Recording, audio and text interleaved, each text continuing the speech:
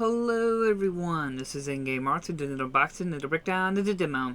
This is Kingdom Majestic for the PlayStation 4. Now this collection comes with Kingdom New Lands as well as Kingdom 2 Crowns all on one disc. Each game can be installed individually onto your PS4, so in case you're working with limited hard drive space or there's only one game you're interested in playing this collection, you can pick and choose which one to want to install or to remove. It's always nice to have options. Now each game does have updated versions on it. Kingdom New Lands comes with the update version 1.01 already on disc, and since I'm making this video, there were no updates available.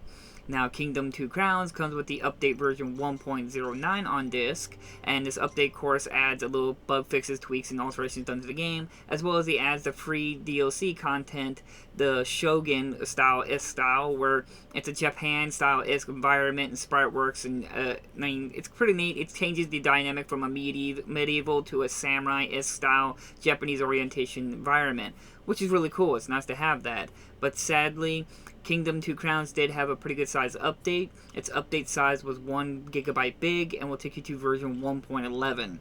Of course, more bug fixes and alterations and tweaks done to the game, but also this update will give you the free DLC content, Badlands, which is a kind of tie-in kind of style game where it adds in Bloodstained Ritual of the Night DLC kind of content, where you get to play as the main character from that game, as well as it's got a kind of dead lands and looking monstrous kind of environment, swampy kind of style game. So it's sadly to say that content isn't on disc. So it's really disappointing. I wish they would have held off before making this collection, so that way we could have had a complete collection. But alas, if you want both games all on one disc, Kingdom Majestic has the option, as well as that there are the most updated versions of the game on disc at the time of making this video. Now to the games. Then Kingdom New Lands is the first iteration for the series. It's, of course, a little bit more not as pretty as the second one and so forth, and the first one you can only play one player. Now, the Kingdom games evolves around where you're a king or a queen, and when you start up the game, you are thrown in immediately, but also a bonus information. Once you play and you get to the point where you see your character running on a horse, like in the loading screen, if you hit L1 or R1, you can change the style or the appearance of your character. So just bear that in mind. They don't really tell you can do that. But you go through it, you get money and so forth, and you try to build up your kingdom and so forth, and try to avoid at nighttime the greed will attack and try to get your money. So you try to build up defenses, build up, and then you find new rideable animals, from dragons to lizards to a unicorn and so forth. And then eventually you get money to build up a boat, and you go to the next island. Rinse and repeat. It repeats this process over and over. But what's really nice is its graphical design and environments and just its music. It's just all very well done. Now, sadly, Kingdom 2 Crowns is a bit buggy. It has a lot of flaws and interruptions in the game. Nothing really left me game-breaking, but I did notice, like, villagers sometimes just standing outside and letting the greed just attack them instead of running inside a few times. And just other times, like, I paid some people to come, but they never did. It's like I said, weird bugs here and there on 2 Crowns. Also, keep in mind, on Kingdom 2 Crowns, you can play 2 players on it, and that's the only one you can play 2 players, but you still can play 1 player on Kingdom 2 Crowns. So, that's really nice to have options again.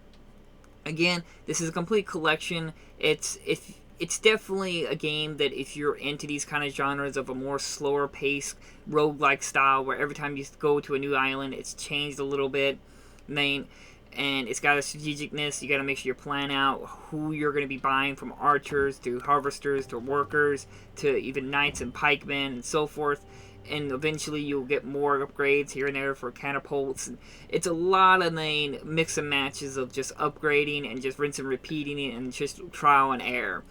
That's one of the biggest flaws, I think, in the game, personally for me, is that a lot of it is based on just trial and error, where you got to learn everything. It's really ambiguous. I can't even say the word. But it's very vague on telling you where you need to go, what you need to do, other than just the beginning of the game. So sometimes I find this a little frustrating in games, as this game really didn't need it, and it just really came frustrating until you started learning actually how to play the game. There's a lot of times I just almost gave up on the game back when I got the limited run version. But once you do, you really start seeing the shininess of the game. It really has a lot of potential. I just wish like I said, Two Crowns wasn't so buggy. But overall, the game experience was good. I still get addicted to it. It does bug me a little bit that when you get the money to build a boat and you go across the next land, you have to pretty much just start all over, other than just your money and then just few people you brought with you.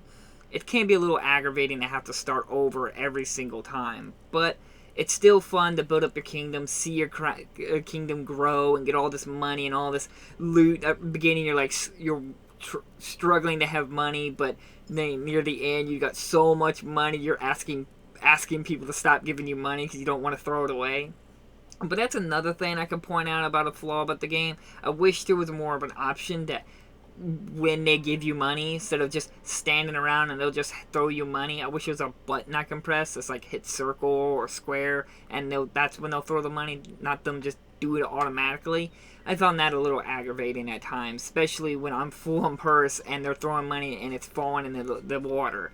Really aggravating when that happens. So again, the game is fun, the game is unique if you can dedicate yourself to it enough. At the beginning, I can see a lot of people getting frustrated and not understanding what they need to do or where they need to go. And just at moments, it can just be so vague and it's just so confusing at moments. It really didn't need to be that way. But overall, graphically and presentationally, the game is gorgeous. I think they did a pretty good job with it.